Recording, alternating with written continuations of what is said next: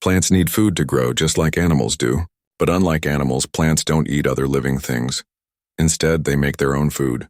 How? By using light from the sun. This amazing process is called photosynthesis. Photosynthesis happens mainly in the leaves of the plant. Leaves have a special green pigment called chlorophyll.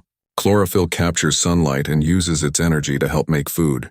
Plants take in three main things to make food: sunlight, water, and carbon dioxide. Water comes from the soil and is absorbed through the roots. Carbon dioxide is a gas in the air, which plants take in through tiny openings in the leaves called stomata. When sunlight hits the chlorophyll in the leaves, it provides the energy to start a chemical reaction.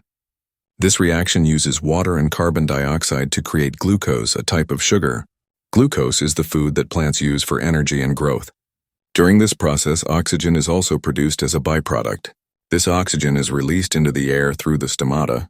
This is very important because it provides oxygen for animals and humans to breathe. So in simple words, photosynthesis means using sunlight to turn water and carbon dioxide into food and oxygen. This process helps plants grow and gives us the oxygen we need to live. Without photosynthesis, life on Earth would not be possible. Plants are the base of most food chains, and they also help clean the air by taking in carbon dioxide and releasing oxygen.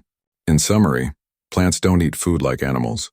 They make their own food by capturing sunlight through chlorophyll and using water and carbon dioxide to produce glucose and oxygen. This process is called photosynthesis, and it is one of the most important natural processes on our planet.